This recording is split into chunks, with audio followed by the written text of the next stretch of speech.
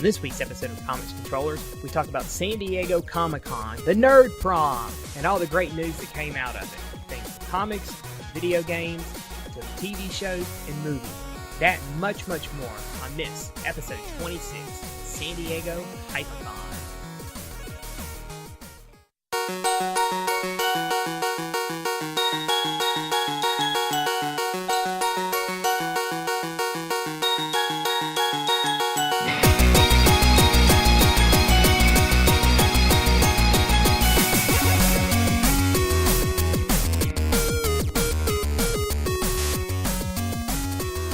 Everybody, welcome back to another episode of Comics Controllers. As always, I'm Kyle, joined by my co-host Steven.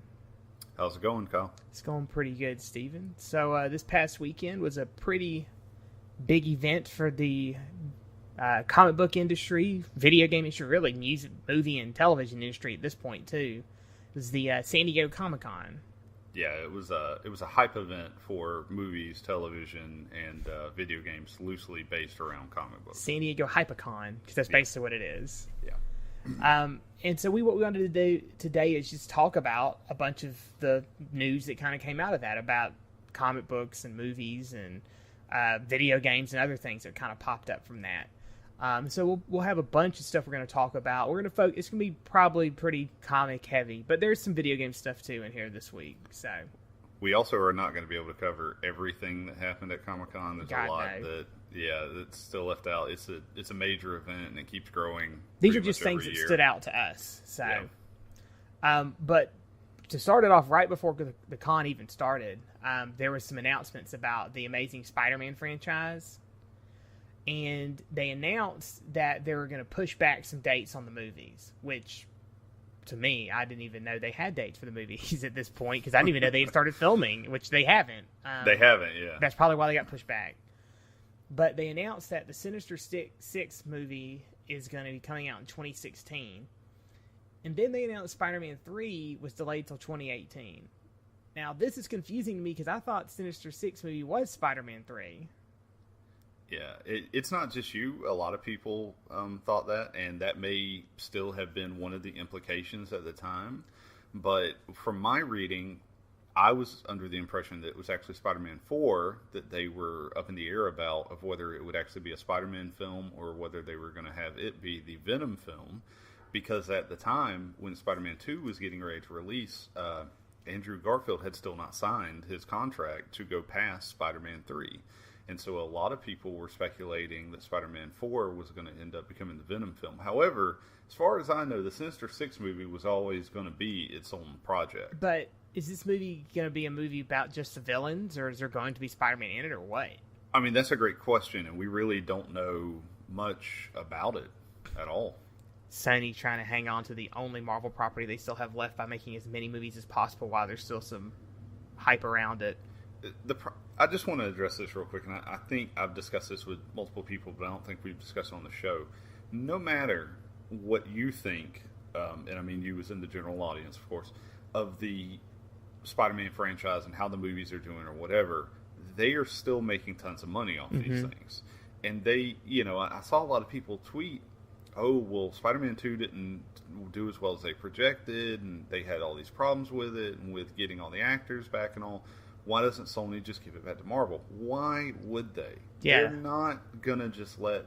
These contracts are designed so that as long as they can shell out a movie once every blank number of years, which is not hard for them, obviously, they keep the contract. They pay a little bit, they keep the contract. And the only way I could see, this really happening, that Marvel getting them back, is for these movies to do so poorly that they just look at Marvel and say, hey, make us an offer and we'll let you buy us out of the contract. And that's happened. That has happened, but that's probably not going to happen anytime in the near future. Yeah, and usually when that's happened, it's with some little smaller characters. Like, that's how Daredevil went back to Marvel. Right. And supposedly, if it's not already happened, they are in the process of working on getting Blade back, if they haven't already. Mm-hmm. I don't know if they have or what, but I remember hearing that too. Right. But so, I like both the movies. I know a lot of people didn't, whatever, but they did make money, and Sony is not going to let them go, because Sony's got other things banked on Spider-Man too, so they're going to keep it going. And if they can spin something else off, which I guess would be the Sinister Six at this point, they're going to do it. An interesting note, really quick, also, they not only made money off these movies, they made a ton of money off the merchandising sales, the video game that came out with the movie, and supposedly Sony have, of course, because they technically own the movie rights for this, they licensed the Spider-Man character from that movie out for commercials and stuff like that, which apparently is where a huge chunk of that money comes from. Oh, yeah. I mean, do they own rights to, like, some of the cartoon stuff, or is that still Marvel? I think that's all still Marvel. Okay, I wasn't sure. Because Marvel does the Ultimate Spider-Man cartoon for Disney. Oh, okay. Well, so, yeah. So that's the first thing we kind of heard about was Spider-Man 3 getting the pushback and the Sinister Six movie getting pushed back, too.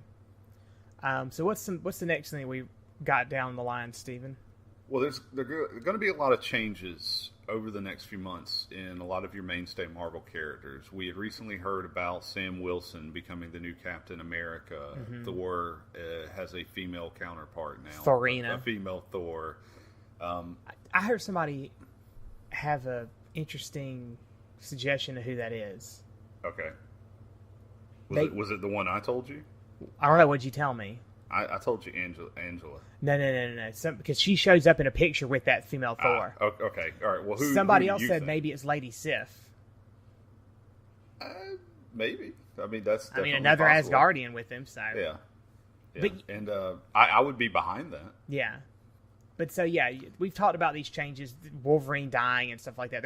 They're changing a lot of stuff in the normal universe. Correct. And so they're kind of continuing this into, like I was telling you earlier, I think they release a few of these things before Comic-Con to kind of hype people up, get them ready for it. And two things that they announced is we knew that there was a Hulk versus Iron Man comic coming, but we didn't really know all the details around it. And now it's kind of being explained more that Iron Man is moving out to San Francisco. He is using the Extremis Project again. And now giving it away, apparently, to people with certain medical conditions or that, it would improve their life. He is a businessman, after all, so maybe he's found a way to kind of parlay this into something else. Yeah, I'm not 100% sure. But the big deal and why we're going to get this Hulk vs. Iron Man comic is the Hulk was wounded in what we don't know, some type of altercation, and so Tony Stark gave Hulk the Extremis, and this has changed Hulk in that he is no longer a savage. He now sounds like Bruce Banner when he speaks. So instead of saying Hulk smash, he actually eloquently said he was going to go destroy something. And then basically this idea came out that Hulk is going to find out that Tony Stark was somehow responsible for the explosion that created him as the Hulk. And I don't get that at all. But I don't either. That just sounds like more Marvel garbage stretching to get some storyline hype. Yeah. And I'll admit, I'll be the first one to admit, I'm not a big Hulk fan. So I will read this, but I'm not really looking forward to it. Yeah, this flew so low below my radar that until you told me about it, I didn't even know about it. I will say that Gary Duggan, who has been writing Deadpool, will be writing the new Hulk series when all this takes place. And I think he's a good writer. Yeah. So, maybe. There's sometimes, here's my thing, is when people, when this happens, they're like, well, he's a good writer on this. He is a good writer, but he's being dictated what he needs to write. This is true. A lot of times that doesn't work out so well. Like I said, I've told people in the past, I love Warren Ellis. But 9 times out of 10, if it's one of these mainstream comics that Warren Ellis is being told what to write, it's not nearly as good as if he gets to do his own thing. Not saying they're terrible, but it's not that good. I still think the best example of this is J. Michael Straczynski, his beautiful run on Spider-Man. And they did the Back in Black thing, which was just amazing. And then, no pun intended. And then they got to the end of it, and Joe Quesada kind of stuck his nose in it and said, hey, this is how we're going to end your part on Spider-Man, and it ended in one more day. And Straczynski actually wanted his name removed from it originally, but they ended up coming to an understanding. But that's the perfect example of a really good writer being told, no, this is what you're going to do with this. It's like Grant Morrison's run on New X-Men, which was like some of probably the best X-Men they've been written in years. Yeah. And then at the very end, he ends it, and then like the next issue afterwards, when the new writer's on there, it's page per like, yeah, none of that happened. It's just all into it. Well, he did something kind of crazy. He killed Magneto. 2, he killed Jean Grey. He killed Jean Grey. 2, he had that future thing happen where it was like, here comes tomorrow. Yeah. Where it was all of them in the future. And it was a beautiful story. It was a great ending. But any comic fan reading that who was of appropriate age to know was like, well, this isn't going to fly. They're not going to leave it this way, you know? Mm-hmm. Yeah, it was just... I hate when that kind of stuff happens, but it's part of the industry. You just kind of get used to it. You just got to deal with it. But yeah, I think this appreciate is kind the story. Yeah. Exactly. I think this is kind of one of those things where it's like, because truthfully, out of all the stuff we have to talk about, this is the only stuff that's actually really related to an actual comic book. Everything else is movie-wise. That's what Comic-Con is now. It's all movie and television stuff. There's really not a lot of comic stuff that comes out of it. And I think this is their hope of maybe getting something comic book hype to come out from it. You are correct. We do have like one other small comic book thing to talk about, but this was like the big of all the comics you're actively reading. And I'll just go ahead and say it. Something I noticed is that DC's actual comic book news barely made a scratch. Yeah, I didn't hear anything about any of that stuff, so I don't even know what's going on over there. They could have decided to turn Superman into a woman for all I know.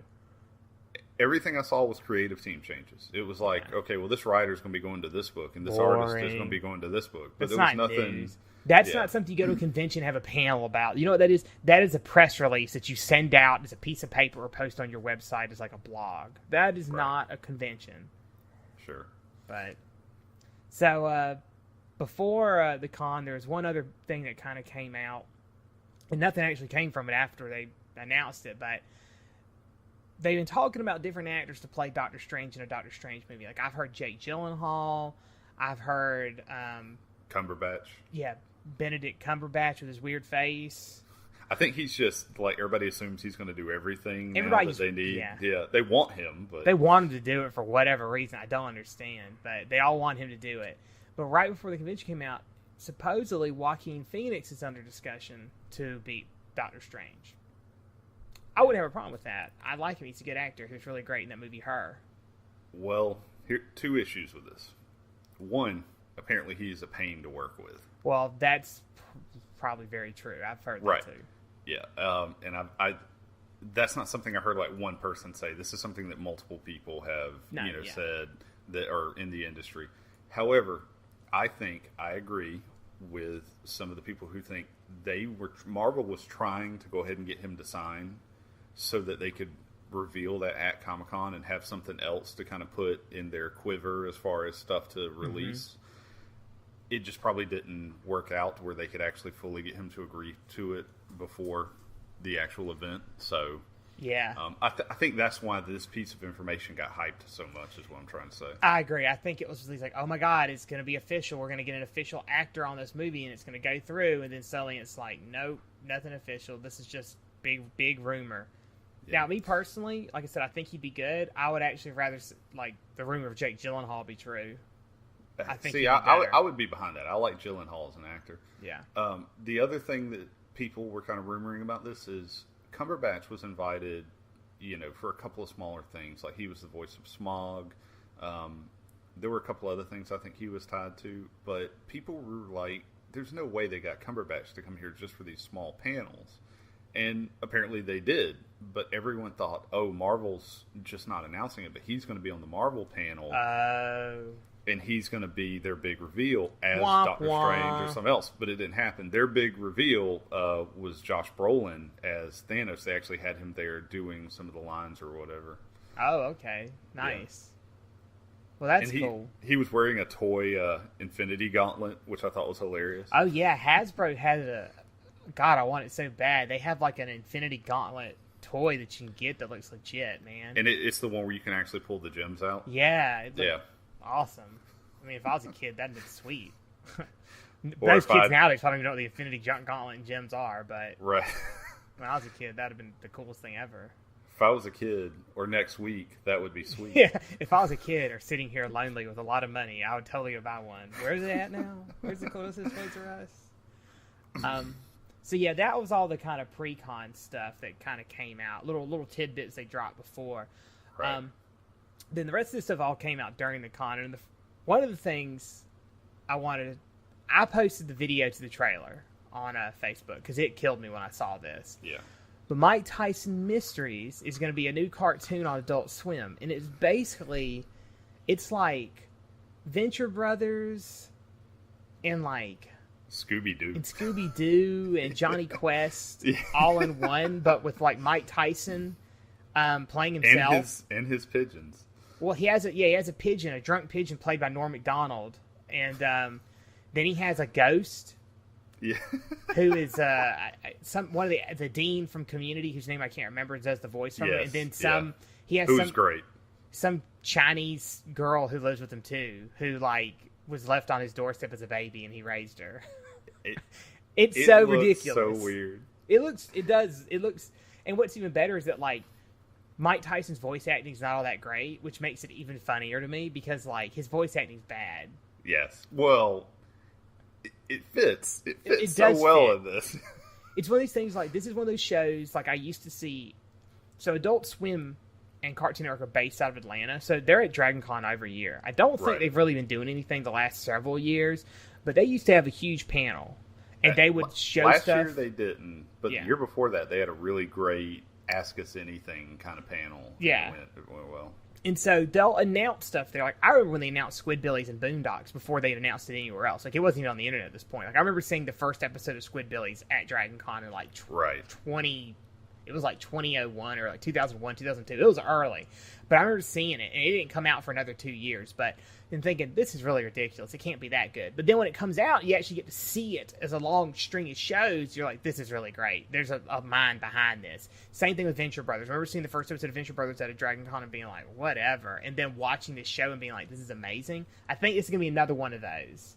Yeah, I love Venture Brothers, and that was one of the best panels I ever went to, was the Venture Brothers panel where they made all the albino jokes. Just pointed at you the entire time. I did. I got the guy to come over because they were taking questions, and I said, how are you going to answer for your crimes against making all these albino jokes? Awesome. The guy felt bad. He's like, I based that character off my dad. I love that character. That's great. But yeah, man, Mike Tyson's Mysteries, you should check it out. Check it out. On YouTube, you can get the full trailer. They released it, so it's not like some pirated garbage. It's a legit trailer to watch. Trailer, yeah. So you should check it. I will say this. They also, not long before SDCC, they released the Black Jesus trailer. So Adult Swim's really trying to hit it hard during this time of year. Well, they go to most conventions that have a place for them. You know, like they're not going to go to a video game convention. There's really no place, but they'll go to Comic-Con, and they'll go to WonderCon, and then they'll go to Dragon Con, and all these things. So, and we're kind of getting near the end of convention season. I mean, there's still some big ones. Like, don't get me wrong. Like, Gen Con is about to go down, I think, and then Dragon Con, and then PAX. But that's about near the end for them. So they're kind of rolling out the big balls now. So what else we got, Steven?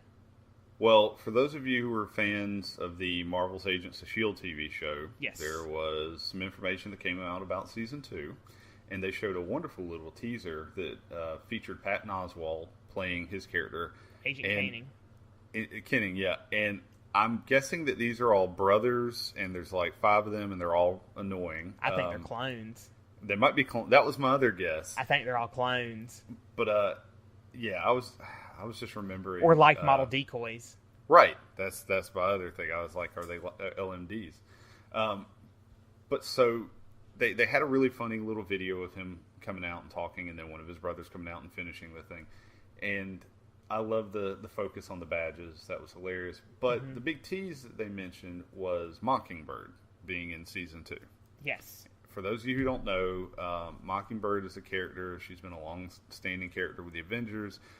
But she was thought to be dead for a very long time, and she's a character who actually stayed dead for close to 9 years or something like that. She stayed dead for a while.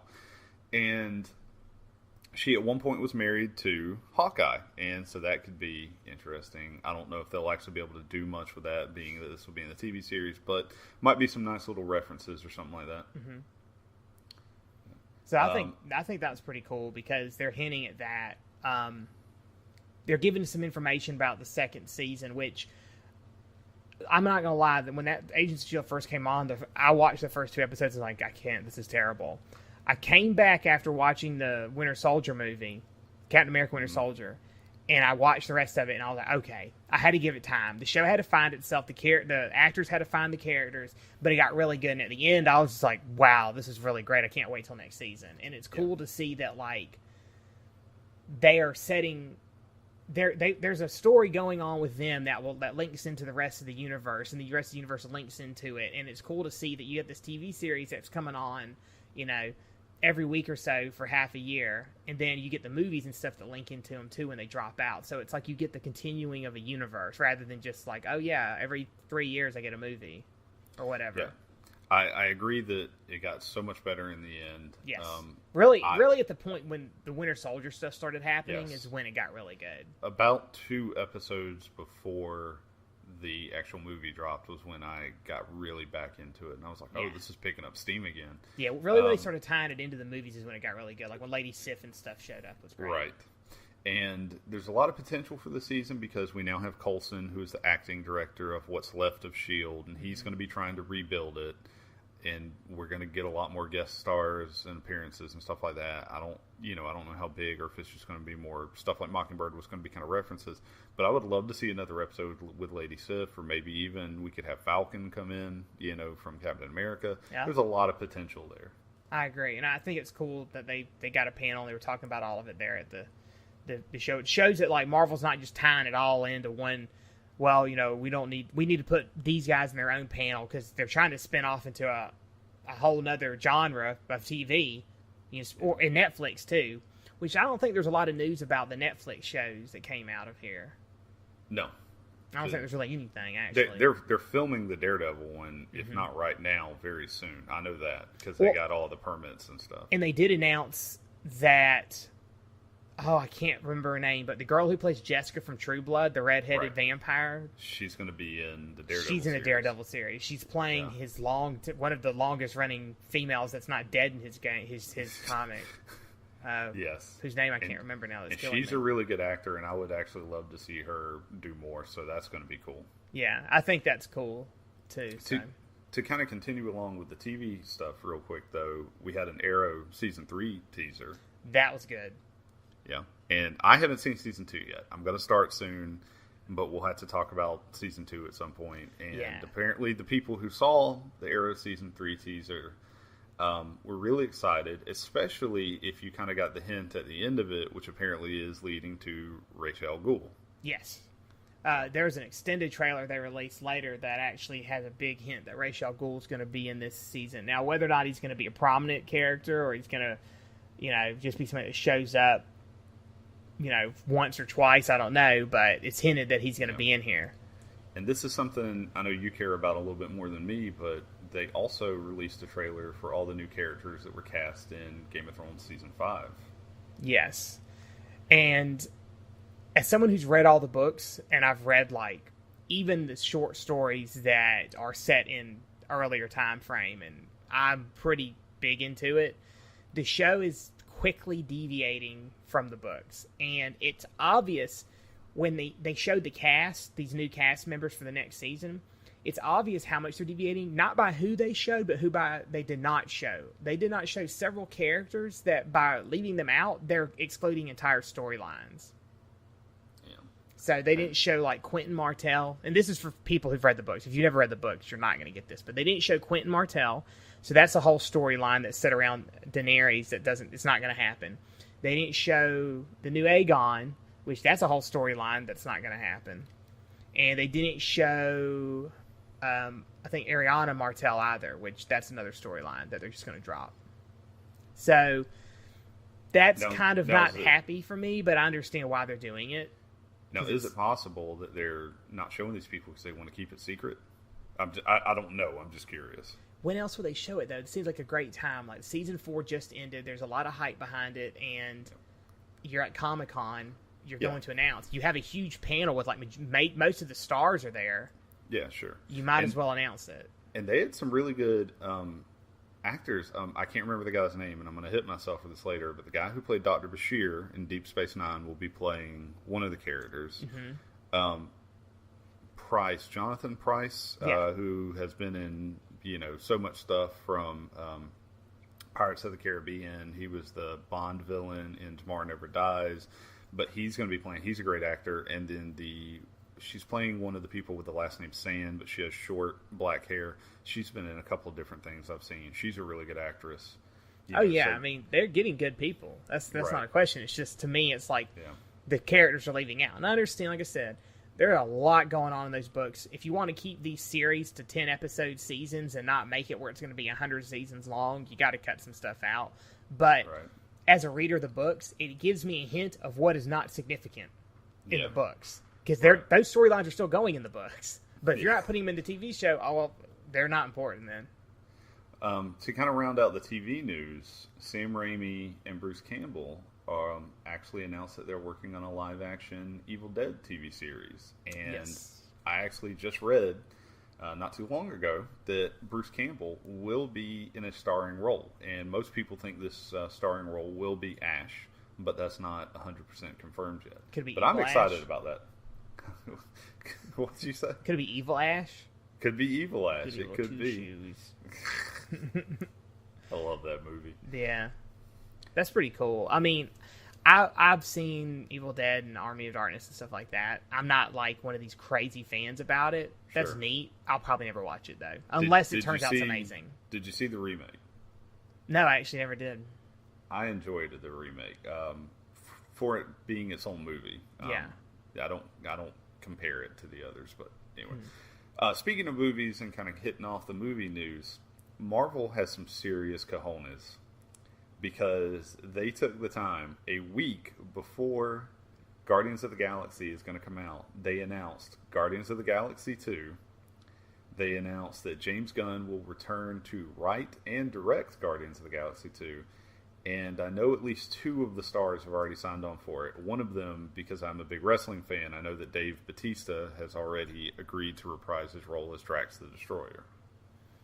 It doesn't surprise me that they're announcing this because that movie, even though it's not out, has gotten such crazy hype reviews from people who've seen it, including critics, which is amazing. Right. Mm-hmm. It is. And everybody I know is like, I want to see that. It looks so good. And I'm like, what do you know about the Guardians? Because only what's in that movie, what's in that trailer. They don't know anything about the characters. They just want to see it because the movie looks good.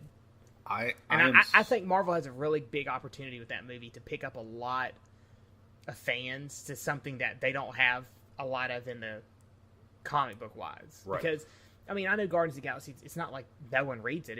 It's got a fan base, but you'll probably get a lot of people who normally don't read it interested in it because of this movie. Yeah, I'll be interested to see, and we discuss this once the movie comes out and it does a success, how quickly they take Brian Michael Bendis off that book, because it's pretty much been said that he was put on the book to hype the book before the movie came out. I will say, and we'll probably end up discussing the movie at some point on the show, but I will say once again that I can't believe the turnaround of my not caring at all for this film to now really wanting to see it. I actually want to see this as much as I want to see the new Teenage Mutant Ninja Turtles movie. And are you being sarcastic? No. And if you know me, oh my god, I thought you were. Big, why does anybody want to see that movie? That movie looks so terrible. Because I'm a giant Teenage Mutant Ninja Turtles fan. That's why I don't want to see it. It's like you know to promote that movie, they actually had a life-size working pizza thrower at Comic-Con. I don't know if you remember, but from the cartoon, the Ninja Turtles had a toy that they put at one episode in the cartoon, right? Well, they actually built a life-size one, and were throwing pizzas at fans. Pepperoni me up. Oh, my God. Yeah. My point is, with Guardians of the Galaxy, though, it also is going to do something which DC really needs to take a note from. If this works, now it's not just going to be Iron Man, Captain America, and Thor are our mainstays. Now we're going to have a whole different set of characters that if people get tired of seeing Iron Man, Captain America, and Thor, they can go, well, we have a new Guardians of the Galaxy movie for you instead. It's a new franchise. And you know what? Even more so than that, to me, in DC, I don't really care about your main characters because your main characters are either so ridiculously powerful that, like, how do you write a story that they just don't crush? I'd rather see stuff about, like, I'd rather see like a question movie or That would be awesome. like even a Dr. Fate movie or something like that. Something that's not along your normal lines of things. I don't want to see all your Superman and Wonder Woman and Green Lantern and all that. Who cares? But you know, that's what Dad Comics. That's their thing for those characters. They've been around forever. Well, since you bring it up, Zack Snyder actually revealed a couple of things at Comic-Con. The first of which was our first look at Wonder Woman, portrayed by Gal Gadot. Yep. And what she's going to look like in Batman vs Superman: Dawn of Justice. I saw a picture of somebody taking that picture of her dressed as Wonder Woman and putting it next to a picture of Lucy Lawless dressed as Xena. Yes. And it's like the exact same costume. Yes. I think I would be more hyped. No offense to Gal Gadot. I don't know you. You might be a very nice woman. I would be more hyped if they actually just said, look, we got Lucy Lawless to play Wonder Woman. Lucy Lawless, I think, would be a good Wonder Woman because, first off, if I remember correctly, Lucy Lawless is, like, huge. Like, she's, like, 6 feet tall. And, she's like, 6 foot, yeah. Wonder Woman's like an Amazon. She should be monstrously huge. Well, had DC kind of done what they probably should have and made this movie back when Lucy Lawless was still actually doing Xena, and I'm not... Lucy Lawless, for all I know, could be in like tip-top shape right now. I have no think clue. she's supposed. I think they announced that she's going to be in some Agents of S.H.I.E.L.D. episodes too. Yes, yeah, they did. You were correct. But you know, I'm saying if they had done this back when she was playing Xena, like she would have been perfect. I mean, she looked the part. She was good. Yeah. Maybe a little bit of like tone training, you know, like they did to the guy Cavill and Ben Affleck. You know, who they got them. Working with a fitness trainer and everything to bulk them up and everything, she would have been perfect. But anyway, so we saw this picture, and the funniest parts is, like you said, her costume looks like they were like, well, we don't really like color. I know Wonder Woman has a lot of color in the red, white, and blue and gold on her, but let's like get rid of that. Yeah, that's literally what it looked brown. like. Because a lot of people have taken that image and photoshopped it with put the color back in on the outfit, and I actually think their versions look better than the current one. But it's impossible for me to get hyped for that movie. I just heard so many things that it's just like, I don't care. I care even less. Oh my god, I'm so uncaring about this movie at this point. Could I possibly care not any more about this movie? Every time they announce it, that's how I feel.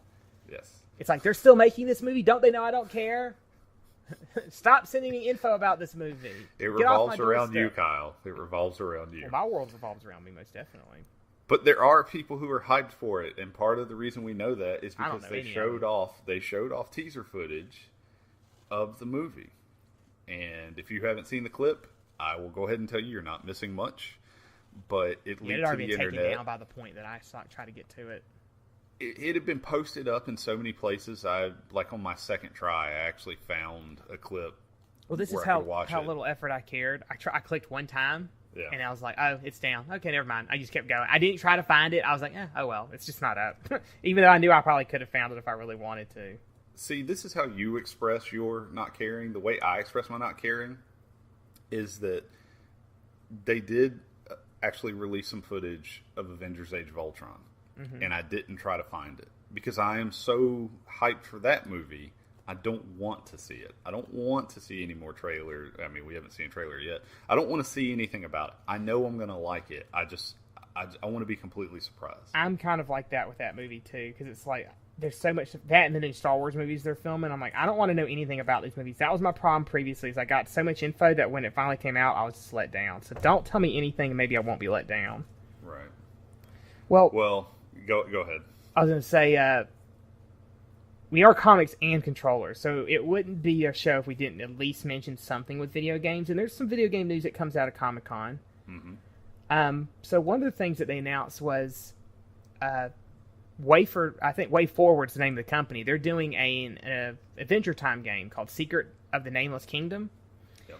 And from what they described about the gameplay, is it's basically going to play like a Legend of Zelda game. Yeah, I watched some of the footage of it. It looks like a Legend of Zelda game, and I'm very interested because I like Adventure Time. But Way Forward really, to me, kind of proved themselves when they redid DuckTales. They did DuckTales Remastered not long ago, and that was a great game. Yeah, I forgot they had done that, actually, but I'd seen some clips from it. recently, and I was like, wow, this game is a lot more than I thought it was going to be. I wasn't expecting that much from it. But I think that's pretty cool that they've they're basing it along that style of gameplay, because I've seen a little bit of Adventure Time, but Zelda kind of, I think, is a good description for the type of game it should be. There have been some other Adventure Time games, and I think they've all been garbage. So maybe this one will not be crap. Yeah, we'll see. But to go along with Zelda, Nintendo did something pretty cool at Comic-Con. Yeah. So if you were stuck in line somewhere, you could tweet at Nintendo, because Nintendo has their Twitter, and they're actually very active on it, which I suggest if you don't, you should probably check it out and follow it. They give a lot of good stuff on there. But they said, hey, if you're at Comic-Con and you're standing in line somewhere bored, tweet us, let us know where you are, and we'll bring you a 3DS with Super Smash Brothers on it, and you can try it out. And so you just tweet, hey, I'm standing outside of Hall H waiting in line for this panel, and I'm dressed as so-and-so, and they would come by with the 3DS, and they would bring it to you, and you could try out the new Smash Brothers game on there. Which is really cool. That is freaking awesome, because Yeah. to me, having gone to so many conventions, I call them line cons, because it's like you spend most of your time standing in a line, and it's miserable. It can be. It can be okay if you're with friends and it's a fun situation, but sometimes, especially at Comic-Con, some of those lines, people stand in them for 3 to 4 hours. Right. When I'm at Dragon Con later this year, standing in lines, I'll be thinking, man, if I had a 3DS, this would be tolerable. When I'm at PAX, hopefully Nintendo will be there doing the same thing, and they'll just, I can play it, and I'll let you know what it's like while you stand at Dragon Con without one. Lucky you. Yep, same weekend this year. But, so yeah, that was another cool thing that happened I thought was freaking awesome. Nintendo, has got the publicity down thing. I mean, at this point, I think they know what they're doing. They're back on their game. Yeah. And this is just a great idea, and it shows how you don't have to have a panel or a demonstration or anything, and you can still get your product out there. And I don't know how many people they actually were able to get these 3DSs to and actually played them, but I guarantee you some people that might have been on the fence and they were able to see the game or actually put their hands on the game, will buy it now. Yeah, exactly. So what else we got? Well, I was going to ask you, are you a fan of the Mad Max movies? Not really. Okay. I mean, I've seen them, but not it's not like I dress up like Tina Turner from the movie and sing in my apartment or anything anymore. Since the police came by. Well, I was going to say, I know for those, for any younger listeners we have, you may not remember these because they came out a while back, but yeah. Mad Max was a cool series. I think it was great. Unfortunately, some people who aren't big Mel Gibson fans may not want to check them out, but I love the atmosphere, like the actual story and the world that they've created for this. It looks like Australia in 1997, but I think it's actually supposed to be somewhere else. I'm not sure. But footage from Mad Max Fury Road came out. There's a trailer out, and you can look it up. It looks really good. Yeah, that should be cool. I mean, there's a lot of... Mad Max is like an old-school type of post-apocalyptic movie franchise that I think a lot of people from their childhood probably remember. So as long as that movie's not terrible, we'll probably get some pretty good viewers going to go see it. So it'll probably do pretty good. And now Bane will be taking on the denizens of the Mad Max world. So... Oh, that's right. I forgot it was Tom Hardy. Tom Hardy playing him. He's a really good actor. He is a really good actor. I've seen him in a lot of smaller movies that really weren't big over here, but they were big over in England and stuff. And he's really good, even when he's not talking into a breath mask with his weird Sean Connery accent. They did actually also announce with this, and it wasn't the people behind Mad Max. It was some of the people who actually are the agent. Talent agency or whatever for Tom Hardy, that he's also signing up to do a couple of new movies, and so this man's staying really busy. Like Kyle said, he's a really good actor, so I'm going to give this one a shot. Sadly, whereas the movie gods giveth, they also taketh away, and the Family Guy movie has been put on hold, and I'm okay with this, and I'll tell you why. I know you don't care as much, but as someone who is a fan of Family Guy, I'm okay with them putting it on hold because I think the more time they take with it, it'll be a better movie, and I'm looking forward to this. Seth MacFarlane's really busy right now because he also just started all the pre-production stuff for Ted 2, so, it's okay that this happened. They detailed some season 13 stuff and released a little bit of footage, like 5 minutes of footage of their crossover episode with The Simpsons. I did see that. Yeah. And I will admit, it looked very funny, but it was probably funny to me because I haven't watched either one of those shows in forever. And so It's like, I forgot that these shows are just giant 30-minute jokes. Yeah. So, I don't know if I can watch the entire thing. Right. But yeah, I mean, I can understand too, because Seth MacFarlane also has a movie that's come out or about to come out. How did A Million Ways to Die in the West. That already came out and unfortunately kind of underperformed. So that doesn't surprise me because it looked terrible. I love Ted. If you've never seen Ted, Ted is good. You should go see Ted. However, I haven't seen this new one, and even though I love Seth MacFarlane stuff, usually from what everybody's telling me, I'm just going to wait till it gets on Netflix.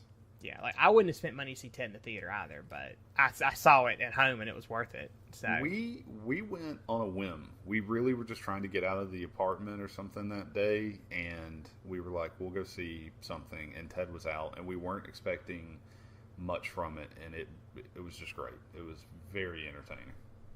Cool. But so we did have one more comic book thing, and that revolves around some movies, specifically the Star Wars movies coming out. Yep. And Marvel announced that they will be releasing several Star Wars-based series. The first of which is just Star Wars. It's interesting to me. I'm not a big Star Wars fan. I like it. Don't get me wrong. I'm just a bigger Star Trek person. But Jason Aaron's going to be writing the new Star Wars series. That's cool. I'm behind that. That's not even the biggest news of this to me. It's who's writing the one of the miniseries. The Princess Leia miniseries? Yeah, so there's a Princess Leia miniseries. Who's writing that one, Steven? It's Mark Waid, who's, great writer. Yeah, that's out of nowhere to me. Yeah, and also Terry Dobson's going to be doing some writing on that one, too. Mm-hmm. So that one's going to be good. Plus, later, the last series, I think, is going to be the Darth Vader miniseries that's coming. Yeah. See, I don't really think this is big news because I think we all kind of knew that Marvel was going to get these comics. We just didn't know when it was going to happen. And they pretty much just, we're getting them. This is what's happening. But to make it big news, we're going to put some of our big writers on these. Here you go. Jason Aaron, boom. And we're going to put Mark Waid. Oh, okay. Well, what's also going to be interesting is going to be seeing how much these are going to tie into any of the movies, if at all. Yeah. And we don't know that so far. We don't know much about how these comics are going to tie in or whatever. The Darth Vader one they did announce is going to take place primarily during the second movie, The Empire Strikes Back. Mm-hmm. So, and that they did announce that characters like Boba Fett and IG-88 will be appearing in that one. So for you huge Boba Fett fans, that's going to be the one you want. Nice. Yeah. So we do have one last trailer that they showed to us for a TV show that we've seen a little bit about this show to date. But this is probably the longest trailer we've seen with the most information. It's for the Constantine TV show. Mm-hmm. And the trailer, I think, is about 5 minutes long. Yeah, it was pretty long. I enjoyed it. I'm hyped. Like, I want to see that so bad. Yep, I agree. Like, I'm a huge Hellblazer fan. Like, the original run, like, the later stuff just... Psh. But when it was, like, Alan Moore and Warren Ellis and those guys writing it, that's when it was, like, amazing. And so I kind of got a feel that they're trying to go back to some of that with it.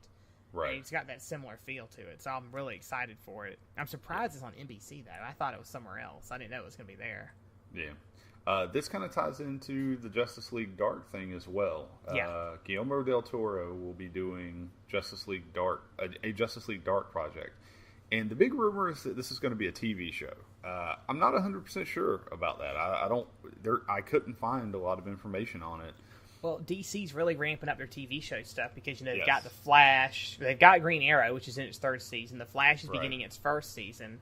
They've now got the Constantine thing, which it's not... See, it's confusing because Constantine's technically part of the Vertigo stuff, but they brought him into the normal DC universe for the Justice League Dark, so... Right. Yeah. But like you said, it's not supposed to tie in with the Constantine show. Right, yes. Which will be interesting. Also, don't forget Gotham. We did get. Oh, yeah. We got a little bit of information about Gotham, but it wasn't anything worth really mentioning. Just that they showed off a few more stills and stuff like that. So, this is a discussion for another episode, and I'd even like to hear viewers' thoughts on this. But at what point does the television reach oversaturation with comic book TV shows? Probably 2015.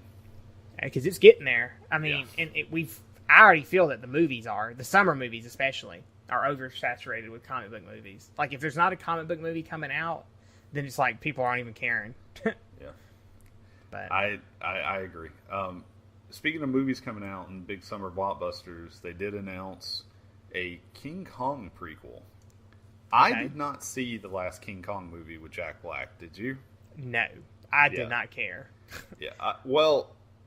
Everybody I knew who went and saw it didn't really think it was all that great, and I just wasn't sold on it. But the amount of damns I gave about that was between 0 and negative infinity. Yeah. But this one's going to be a prequel, and so far the working title is called Skull Island, King Kong and Skull Island, or whatever. And it was announced right before they announced Godzilla 2. And the big hype from this, of course, was from all these fans who... Godzilla 2, we now know that we're going to get some of the actual named monsters from the rest of the Godzilla films. Yeah, like Rodan, I think, was announced, wasn't he? Yeah, Ghidorah, I think, was the other one. Uh-huh. But, that's pretty cool. But the thing that I saw the most on Twitter and everything were people asking, so when do we get a movie of King Kong versus Godzilla? Yeah. Who knows? Yeah. I mean, here's the thing is that, like, that Godzilla movie, I haven't seen it. I know it did really well. People loved it. And movie producers and executives are like sharks in the water. And they smell blood. And that blood is Godzilla and big monster movies. Kaiju Big Battle, because Pacific Rim did good too. Yeah, and I love Pacific Rim. Yeah, and there's like talk of a Pacific Rim cartoon, I think. They're doing a Pacific Rim 2 and an anime. So, yeah, so there you go. So, big monsters. Hollywood is all over it now. And until they have 2 or 3 big failures in a row, we're probably going to see consistent big monster movies to an extent. Yeah. If you aren't aware, Hollywood loves trends. They love very kitschy trends. So yeah, I mean, like we're coming off of a vampire trend. That was a big one for a while, and now it's kind of going away. I really think one of the last parts of that is True Blood, which has gotten really crazy over the last couple of years, and it's diminishing and it's ending in this season in the next few weeks. It was, and I was surprised that The Strain came out, because for those of you who don't know, The Strain is actually about vampires. They don't actually say that a lot in the first couple of trailers. But well, I guess actually I'll take that back, because Vampire Diaries is still out there going fairly well, but it's on the WB, so it's a lot of crying and feeling sorry about yourself. Love triangles. Yeah, literally. If WB should be called the Love Triangle Network, because every show, even Arrow, is a love triangle on there. Yeah. So if you want something without love triangles, though, yeah, we have a really cool anime coming out called Bayonetta Bloody Fate. Exactly. Well, I don't know. There might be a love triangle in that. That's true. Between her, the devil, and God, or whatever craziness. From the trailer, which was a really cool trailer. I know you and I both like some anime. You probably more so than me. Oh yeah, I'm a huge anime guy. But Bayonetta is an interesting world. I actually never finished the first game. I think I'm going to try to go back and correct that at some point. You should just wait for the Wii U version of the second one to come out, because it comes with the first one too. Yeah, and that may be what I do. But the trailer looks really good. If you're an anime fan, at least give the trailer a chance. Yeah, and that's pretty cool. I'm pretty sure that's coming out to sell the sequel and that's coming out, and it's about the same time. Yeah. And then the last thing, and this kind of came out at the very end there of Comic-Con, was so there was a online live action series called Street Fighter Assassin's Fist, and it followed Ken and Ryu with their master and Akuma and stuff like that. So that whole storyline of those that school of fighters. And it was great. And it was amazing. Yeah, it was great. It was probably the best live action. Let me tell you that. It was the best live action Street Fighter thing ever. And it probably is the only thing better is probably the Street Fighter 2 animated movie. Yeah, not the TV show, the movie. Yeah. Oh, yes, the movie. So they announced, though, that they're going to do the second season, or a second series. I'm not sure. It's about the same difference at this point. Right. Called Street Fighter World Warrior. Well, World Warrior was a subtitle for the original Street Fighter game, which is the one where you have Chun-Li and Sagat and Honda and all of them. And they've already said that, yes, you're going to see a lot of those characters in this, because it's going to be Ken and Ryu after they've ventured out. They've gone on their Warriors quest.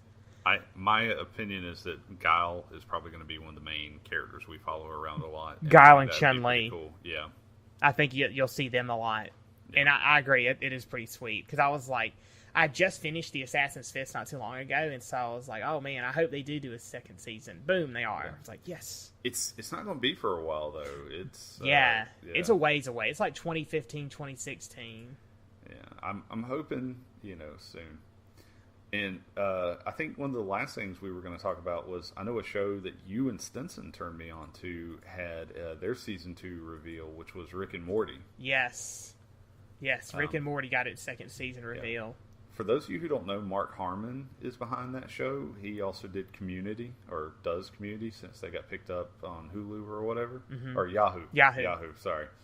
But I thought that was really neat. And today, I know they kind of talked about it at Comic-Con, but today I saw that they released the Red Band trailer for A Dame to Kill For, Sin City, A Dame to Kill For. Yeah, so the sequel to the Sin City movie, which probably actually won't be a sequel, but more of a prequel. Right, yeah. If you've based read on the the comics, stories, yeah. If you've read the comics, you know how that works. Well, it's supposed to be A Dame to Kill For story, and then there's one other story it's supposed to be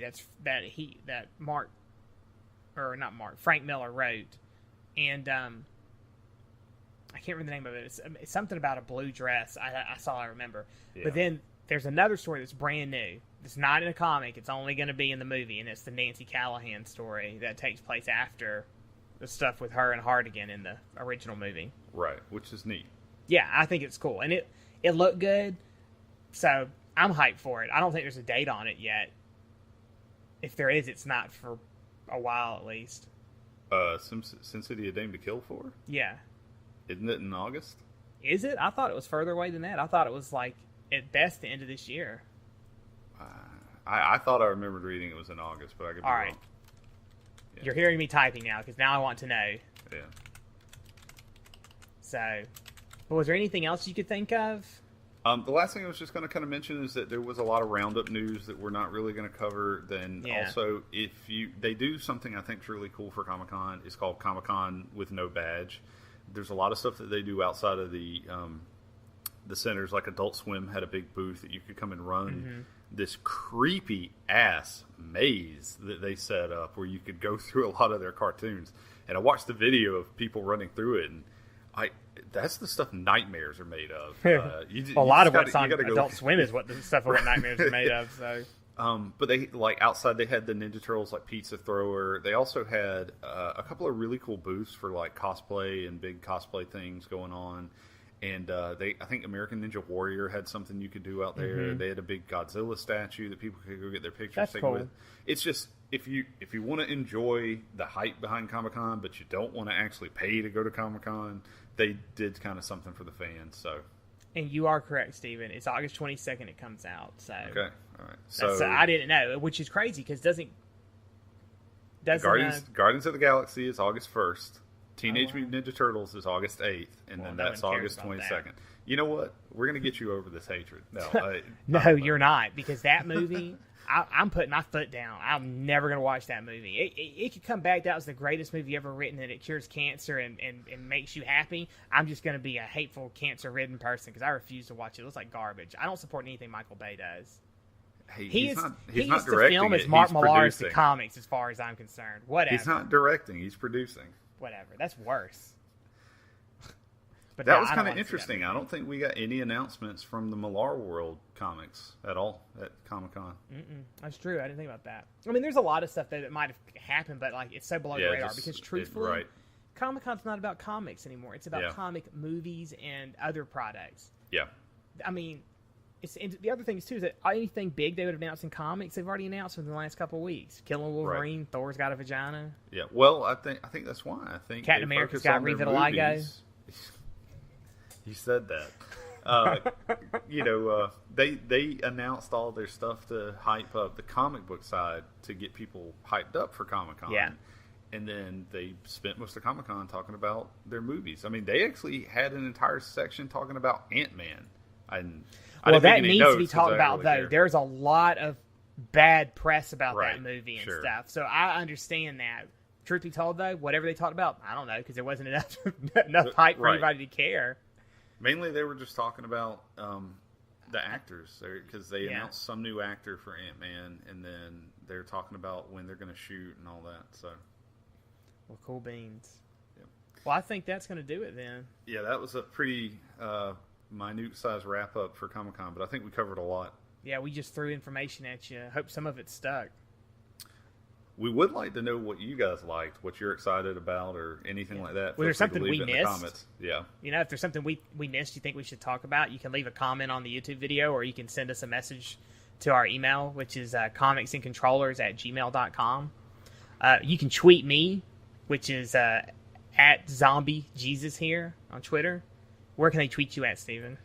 Of course, at Stephen Wilds. Okay. So, yeah, if you see anything that we didn't, or there's something you think that we should have talked about, tweet us or leave a comment or even send us an email, and we'll talk about it on the next show. But I think that's going to wrap it up. So until next time, I'm Kyle. I'm Steven. Y'all have a good one.